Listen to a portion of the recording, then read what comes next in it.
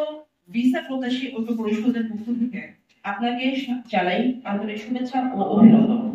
আপনার সহৃদয় অবগতি ও সুবিবেচনার জন্য জানাচ্ছি যে বাংলাদেশ থেকে ইউরোপের বিভিন্ন দেশে অভিবাসন, শিক্ষা ও কর্মসংস্থানের লক্ষ্যে যাত্রা করা ট্রাভেলারদের সংখ্যা ক্রমবর্ধমান।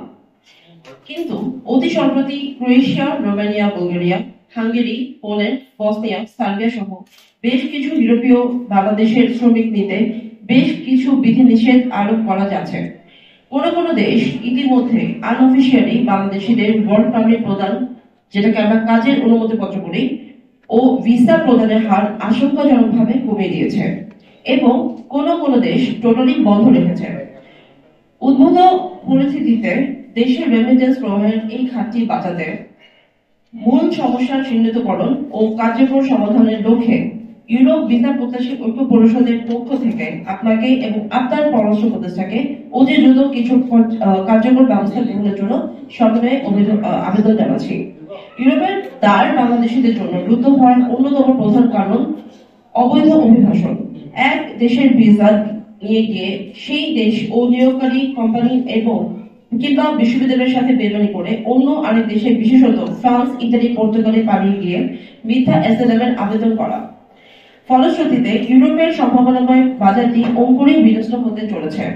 এমত অবস্থায় ইউরোপের দেশগুলি, বিশেষত Croatia, Romania, Bulgaria, Hungary, Serbia, পোল্যান্ডের সরকারের সাথে অতি দ্রুত যোগাযোগ করে তাদের আশ্বস্ত করা যে বাংলাদেশ সরকার এরূপ অবৈধ অভিবাসনের বিপক্ষে এবং তাদেরকে স্পষ্টভাবে জানিয়ে দেওয়া যে এরূপ অবৈধ অভিবাসন রোধে বাংলাদেশ সরকার কার্যকর পদক্ষেপের কথা।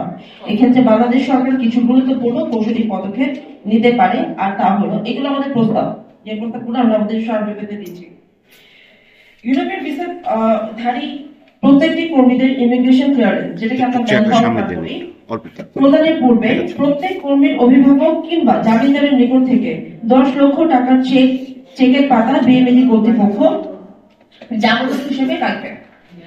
যদি কোনো কর্মী ইউরোপে পৌঁছানোর পর নিয়োগকারী কোম্পানি এবং ভিসা প্রদানকারী রাষ্ট্রের সাথে বেমানি করে অন্য আরেক দেশে পালিয়ে যায়, সেক্ষেত্রে সংশ্লিষ্ট রিক্রুটিং এজেন্সি তাৎক্ষণিকভাবে সেই তথ্য বিএমএডি কে জানাবে এবং বিএমএডি কর্তৃপক্ষ তখন জামানত স্বরূপ সেই 10 লক্ষ টাকার ব্যাংকের চেকটি পাতার ব্যবহার করে জামিনদারের নিকট থেকে অর্থ দণ্ড আদায় করবে। পাশাপাশি বাংলাদেশ সরকারকে উক্ত কর্মী পাসপোর্ট ব্লক করার এবং ইউরোপে অবস্থিত বাংলাদেশের দূতাবাসগুলো থেকে কখনো যাতে কোনো প্রকার নাগরিক সুবিধা না পায় সেই পদক্ষেপ নিতে হবে। কেবলমাত্র এই কঠোর পদক্ষেপই ইউরোপের শ্রমবাজার রক্ষার কার্যকর পদক্ষেপ হতে পারে। ইউরোপ ভিসা প্রত্যাশী ঐক্য পরিষদ দৃঢ়ভাবে বিশ্বাস করে বাংলাদেশ সরকার যদি অনতি বিলম্বে এই কঠোর পদক্ষেপটি আরোপ করে এবং তা যদি ব্যাখ্যা সহকারে ইউরোপের সরকারগুলির কাছে জানিয়ে দেয়, তখন ইউরোপের সরকারগুলি, বিশেষত Croatia, Romania, Bulgaria, Hungary, Poland, Bosnia, Serbia সরকার পুনরায় বাংলাদেশিদের ভিসা প্রদান এবং পারমিট প্রদানের ক্ষেত্রে আশ্বস্ত বোধ করবে এবং নিশ্চিত ধ্বংসের হাত থেকে রক্ষা পাবে অত্যন্ত গুরুত্বপূর্ণ এই শ্রমবাজারগুলি। উপরোক্ত পদক্ষেপের পাশাপাশি সারাপৃথিবীর এই অংশে ইউরোপ ভিসা প্রত্যাশী ঐক্য পরিষদের পক্ষ থেকে দেশভিত্তিক উদ্ভূত সমস্যা নিরসনের কল্পে বাংলাদেশ সরকারের পক্ষ থেকে ইউরোপীয় সরকারগুলোর সাথে কথা বলে আরো কিছু নিম্নোক্ত কার্যকর পদক্ষেপ নিতে আমরা জোর দাবি জানাই। আমি এখানে দেশ হিসেবে কিন্তু আমরা আলাদা করে বলছি। ক্রোয়েশিয়া প্রসঙ্গে ওয়ার্ক পারমিট অনুমোদিত হওয়ার আগে ইউরোপের দেশগুলোর কোম্পানি থেকে ইমিগ্রেশন কর্তৃপক্ষ অঙ্গীকারনামা নিয়ে রাখতে পারে, যেন কর্মীদের সঠিক কাজ ও মজুরি না পেলে কোম্পানির বিরুদ্ধে দেশের আইনগত ব্যবস্থা নিতে পারে। আবার কোন বাংলাদেশি পাসপোর্ট হোল্ডার গন্তব্য দেশ থেকে চাকরি না করে পালিয়ে গেলে নিয়োগকারী কোম্পানি তার বিরুদ্ধে ক্রিমিনাল কেস করবে এবং ওয়ারেন্ট জারি করে সকল ইউরোপভুক্ত দেশগুলোর পুলিশকে পাঠাবে। প্রয়োজনে ডাটা এন্ট্রি করবে এবং ওই ব্যক্তির পাসপোর্ট লাইফ টাইম কালো তালিকাভুক্ত হবে। Romania, Bulgaria, Bosnia, Latvia, Portugal প্রসঙ্গে এগুলো অনেকগুলো দেশ যেগুলোর এম্বাসি বাংলাদেশে কিন্তু নেই। Romania, Bulgaria, Bosnia, Latvia, Portugal এবং পোল্যান্ড এম্বাসি বাংলাদেশে আনার জন্য পদক্ষেপ নিতে হবে। রেমিটেন্স দাতা এই অতিথিদের বাংলাদেশে আসার জন্য উৎসাহিত করতে হবে।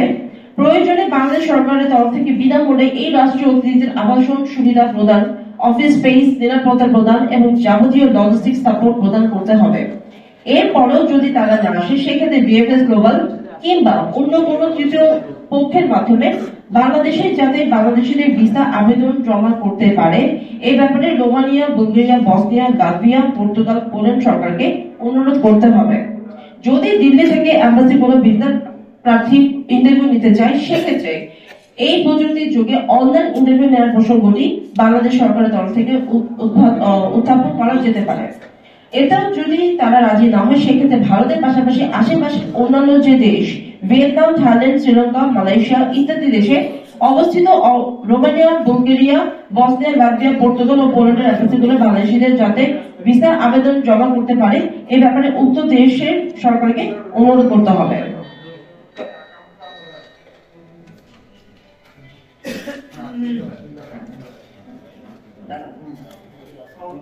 অবৈধ অভিবাসীদের আশ্রয়দাতা দেশ প্রসঙ্গে ইউরোপের বিভিন্ন দেশের ভিসা নিয়ে অধিকাংশ বাঙালিরা ভিসার অপব্যবহার করেন। অবৈধভাবে ইতালি, ফ্রান্স ও পর্তুগাল এই 3 দেশে গিয়ে তাদের শিথিল অভিবাসন নীতি সুযোগ নিয়ে মিথ্যা শরণার্থীর আবেদন করেছে বা করছে। ফলশ্রুতিতে ভিসার অপব্যবহার দরুন ইউরোপের বাকি দেশগুলোর শ্রমবাজার বাংলাদেশের জন্য হুমকির মুখে পড়েছে। এই কারণে এই 3টি রাষ্ট্রের সরকার নিকট বলতে হবে যেন বাংলাদেশি নাগরিকদের গন্তব্যের দেশের থেকে পালিয়ে অন্য তাদের দেশে গেলে যাতে কোনোভাবে আশ্রয় প্রদান না করে। শরণার্থীদের আশ্রয় যুদ্ধক্ষেত্র ও বিভিন্ন বিপন্ন দেশ থেকে আসা মানুষদের জন্য বিভিন্ন দেশের মান মর্যাদা ক্ষুণ্ণ করে পালিয়ে গিয়ে আরো উন্নত জীবনযাপন করতে চায়, এমন অতি লোভীদের জন্য নয়। বাংলাদেশ যেহেতু কোনো যুদ্ধ বিধ্বস্ত দেশ নয়, সুতরাং বাংলাদেশিদের শরণার্থী হিসেবে জায়গা দেওয়া বহির্বিশ্বের কাছে বাংলাদেশের সুনামের জন্য ক্ষতিকারক। যে দেশের ভিসা সেই দেশের ইমিগ্রেশন বাধ্যতামূলক। ইউরোপীয় ইউনিয়নের একটি দেশের চাকরি ভিসা নিয়ে প্লেনে করে সেই দেশে না গিয়ে সরাসরি অন্য দেশে ঢুকে পড়া এটিও ইউরোপের শ্রমবাজারকে বিনষ্ট করছে।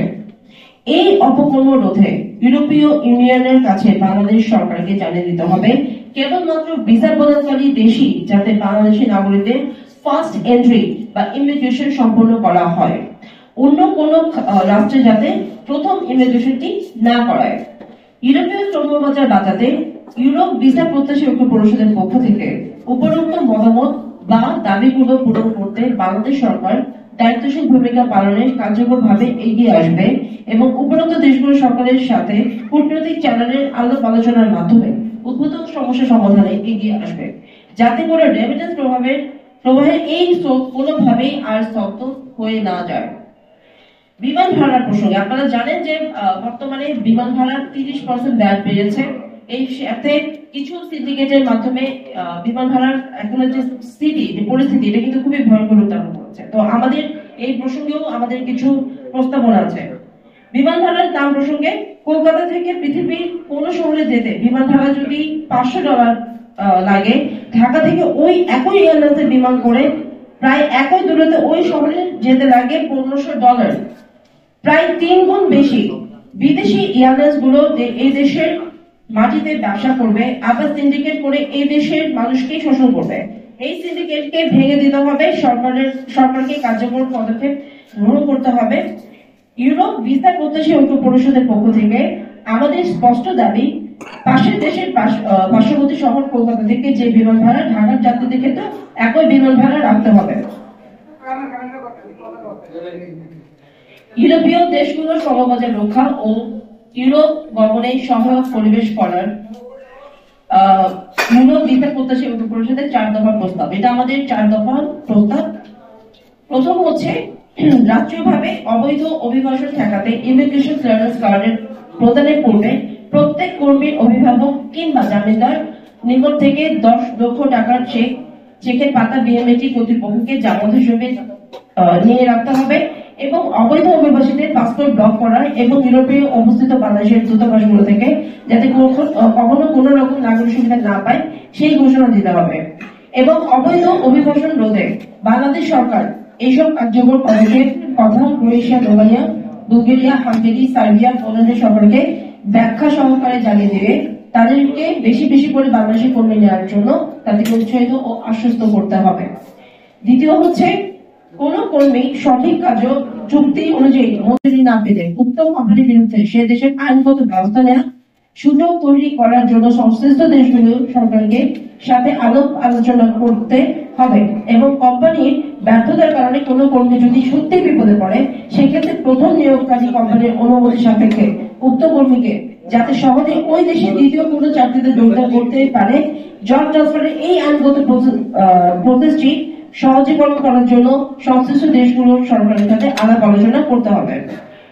তৃতীয় যেটা সেটা হচ্ছে Romania, Bulgaria, Bosnia, Latvia, Portugal এবং পোল্যান্ড এম্বাসি বাংলাদেশে আনার জন্য বা এইসব দেশের ভিসা কার্যক্রম বাংলাদেশে শুরু করার জন্য সংশ্লিষ্ট দেশগুলোর সাথে কূটনৈতিক চ্যানেলে জোরদার আলোচনা করতে হবে। 4 বিমান ভাড়ার দাম যৌক্তিক পর্যায়ে পুনর্নির্ধারণ করতে সমস্ত এজেন্স কর্তৃপক্ষকে বাধ্য করতে হবে। এই হচ্ছে আমাদের আজকের প্রস্তাবনা এবং আমাদের আজকের সারাদিনে আমাদের প্রস্তাবনাতে কিন্তু বলেছি। আর আপনি যেটা বললেন যে এর আগে আমাদের যে দাবিগুলো ছিল সেই দাবিটা ছিল যে ইউরোপের সমস্ত দেশগুলোর এম্বাসি যেন বাংলাদেশে আসে।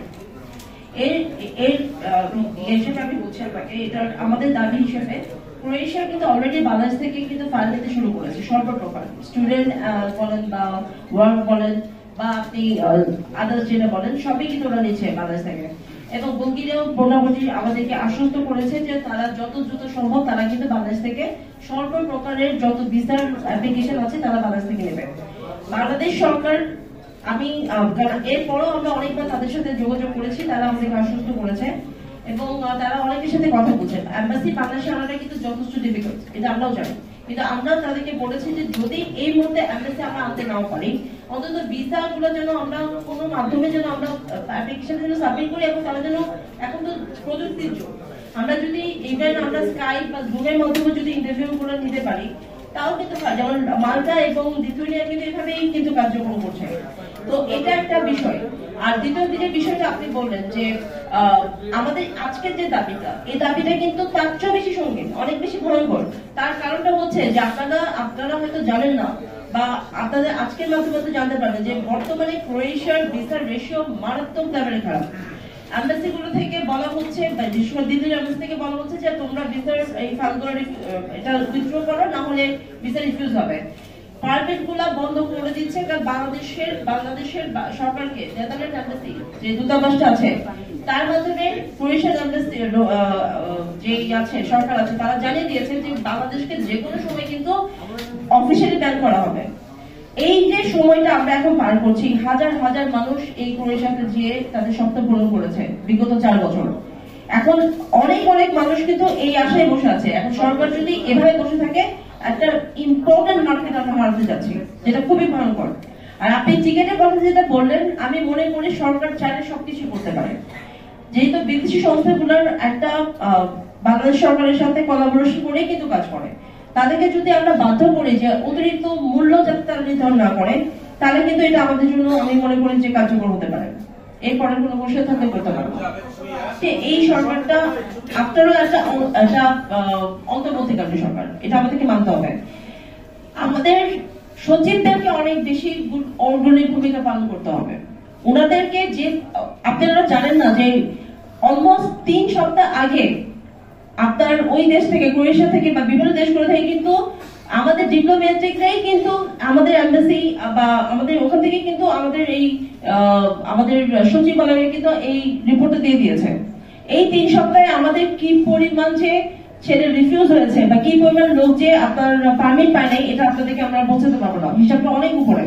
কিন্তু এখন পর্যন্ত কেন উদ্যোগ নেওয়া হলো না? এখন পর্যন্ত কেউ কেন ক্রোয়েশিয়া থেকে পৌঁছাতে পারলো না? ক্রোয়েশিয়াতে থাকা যে কনসুলার আছে উনি ওই কনসুল জেনারেল উনি আমাদেরকে বলছেন যে বাংলাদেশের সরকার থেকে একটা প্রস্তাবনা দিয়ে পাঠাতে বলছে ক্রোয়েশিয়ান সরকার, এখন পর্যন্ত সেটা যায়নি। তো এটা তো অবশ্যই ব্যর্থতা, এটা নিয়ে তো কোনো ডাউট নাই। অর্থনৈতিক লস দেখেন, একটা মানুষ আপনি বাংলাদেশ চলে কিসের উপরে? রেমিটেন্সের উপরে। আপনারা আমাকে বলেন রেমিটেন্সের উপরে। আপনারা কি গতকালকের একটা রিপোর্ট দেখেছেন যে জানুয়ারিতে সবচেয়ে কম রেমিটেন্স এসছে? এটা কারণটা কি? বিকজ বিগত আমরা রোমানিয়াতে লোক পাঠাতে পারছি না এম্বাসির কারণে। এম্বাসির কারণে বলতে কি রোমানিয়া থেকে কোনো প্রবলেম নাই, প্রবলেম হচ্ছে ছেলেরা ইন্ডিয়ান ভিসা পাচ্ছে না, তারা সেখানে যেতে পারছে না। যদি যেতে না পারে, একটা ছেলে যেদিনে যায় তার 1 মাস পর থেকে কিন্তু রেমিটেন্সটা পাঠায়, তো এই রেমিটেন্সের ফ্লো কিন্তু অলরেডি কমে গেছে, অবশ্যই এটা আমাদের মারাত্মক লেভেলের, এটা আপনি সমীক্ষা করে করতে পারবেন না। আমাদের রেমিটেন্সের ফ্লো কমে গেছে মানে বাংলাদেশের ইকোনমি একটা বড় রকমের ঝামেলার মধ্যে পড়বে, এটা নিয়ে কোনো ডাউট নেই। এরপরে কোনো কোশ্চেন?